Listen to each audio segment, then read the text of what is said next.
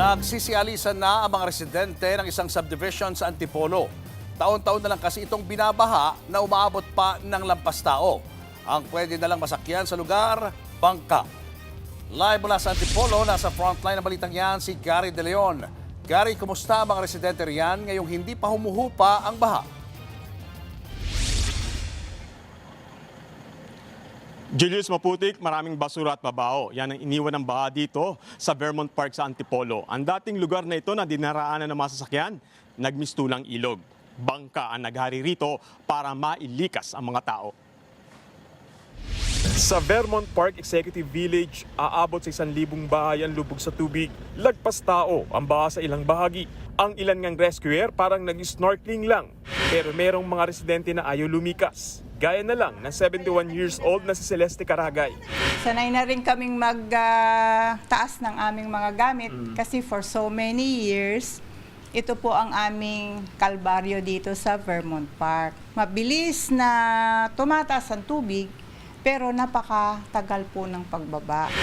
Ang mga gamit sa bahay niya inilagay sa malalaking styrofoam na lumulutang sa tuwing papasukin ng baha ang kanilang bahay. Samantala, meron namang mga residente na nagpatayo ng temporary shelter dahil ayaw nilang manatili sa evacuation center.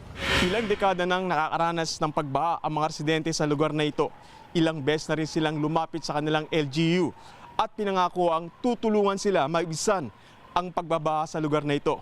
Pero ang pangako, tila napapako.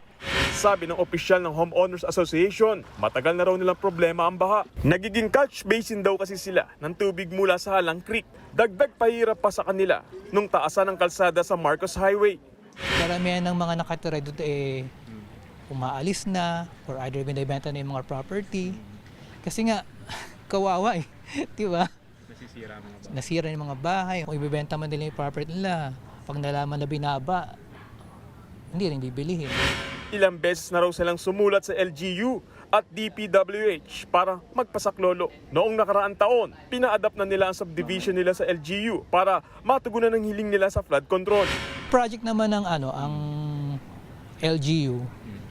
Kaya lang yung mga project na yun nasa plano. Hindi namin alam kung kailan mangyayari. Julius, ganito yung eksena sa mga bahay dito. No? Bagamat magaganda yung mga bahay dito sa Vermont, talagang pinapasok sila ng tubig ba. Gaya nito, nakita nyo, may tulay silang inilagay para, syempre, yung baha hindi naman tumama sa mga paa nila. At dito sa loob ng bahay nila, kakaiba rin yung estilo na ginawa ng mga kababayan natin. Ano? Gumamit sila ng styrofoam. Kapag nagkatubig dito, aangat yan. Itong mga gamit ito, aangat. Hindi na nga naman nila kailangan pang alisin. At ang makita man ninyo, parang tindahan. Isinabit nila yung kanilang mga bisikleta para ligtas sa baha. At ito, pakita ko lang Julius, sinabit din nila yung kanilang mga upuan at naganda rin sila ng lubid.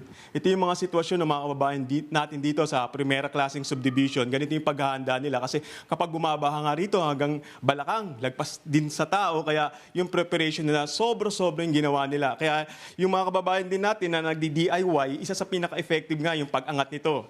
Itong styrofoam na to, napakalaking styrofoam na to, parang kama, sobrang laki. At lahat na ito, nung heavy na to, itong bigat na to, kayang-kaya niyang iangat. Julius. Maraming salamat, Gary De Leon. Mga kapatid, Julius Babaw po.